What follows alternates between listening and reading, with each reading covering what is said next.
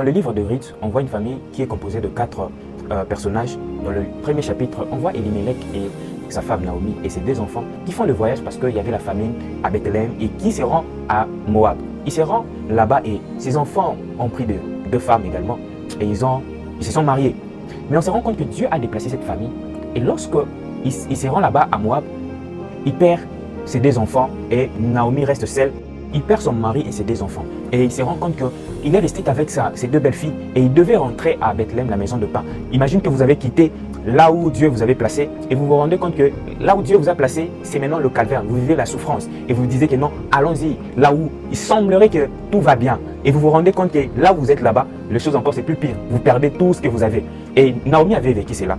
C'est peut-être la situation de quelqu'un. Il est en train de passer des moments très compliqués. Il s'est dit que non, je quitte la maison familiale pour aller quelque part. Je quitte tel pays pour aller à un autre pays. Je quitte cette contrée ou bien cette province pour aller quelque part. Il se déplace. Il s'est dit, si je quitte cette situation, je vais vivre le bonheur. Mais là où il part, c'est encore pire qu'avant. Je voudrais te dire que cette situation, c'est peut-être ces voies-là par lesquelles Dieu veut que tu passes pour que tu puisses atteindre ses objectifs, que tu puisses vivre le bonheur. Vous imaginez que Dieu a déplacé toute la famille d'Elimelech pour qu'il parte prendre une seule personne, c'est Ruth. Et il a ramené Ruth. Dieu n'avait pas, en fait, je pourrais dire, Dieu n'avait pas en fait besoin de faire quelque chose de grand avec Elimelech, ses 2 enfants et même Naomi. Il avait juste besoin d'une seule personne, c'était Ruth. Parce qu'il est parti à Moab pour chercher Ruth et revenir avec Ruth. Pour que Ruth, enfin, qu'il puisse se marier avec Boaz et rencontrer cet homme pour qu'il puisse devenir à eux 2 les gens qui seront dans la généalogie de notre Seigneur Jésus-Christ. Je voudrais te dire que tu peux penser peut-être passer par des moments difficiles, tu te déplaces de lieu en lieu et tu te rends compte que c'est difficile. Mais je voudrais te dire c'est dans de telles situations que Dieu veut que tu puisses passer pour que lorsque tu vas te rendre compte que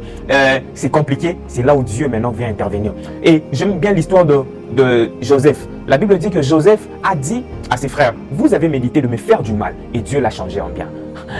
Joseph est en train de dire, ils ont médité de me faire du mal, mais Dieu l'a changé en bien. En fait, ses frères n'avaient pas fait que méditer pour lui, mais avaient fait à Joseph le mal. Ils avaient fait cela, ils avaient fait ça.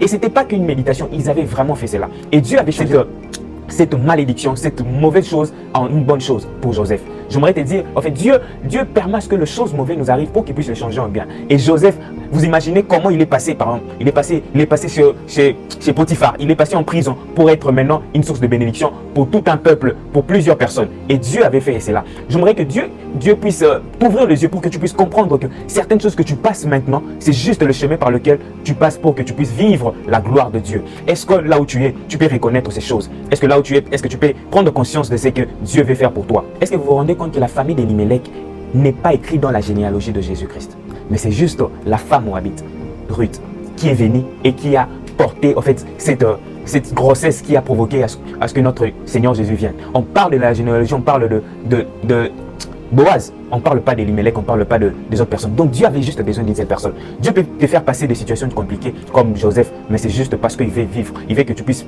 vivre ce que lui il a prévu pour toi. Nous avons plusieurs exemples dans la Bible et toi-même tu le vis peut-être en ces moments. Mais j'aimerais te dire, c'est juste un temps par lequel tu passes pour vivre la gloire de Dieu. J'aimerais te dire ceci, c'est toutes ces choses-là, pour qu'elles puissent arriver dans ta vie, tu dois avoir une relation personnelle avec Dieu. Tu dois avoir une relation personnelle avec lui, c'est en commençant d'abord à l'accepter comme Seigneur et Sauveur. Et lorsque tu commences par là et tu reçois le Saint-Esprit, et le Saint-Esprit quand il entre dans ta vie, il fait que toutes ces promesses que Dieu a dit dans sa parole puissent s'accomplir dans ta vie. Reçois-le aujourd'hui comme Seigneur et Sauveur. Le Seigneur Jésus-Christ revient très bientôt. Que le Seigneur te couvre de bénédictions.